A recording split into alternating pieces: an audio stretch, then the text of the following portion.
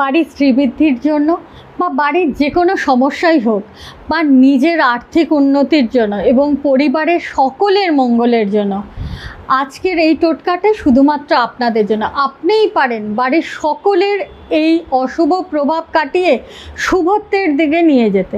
কি করতে হবে? সামান্য একটি কাজ।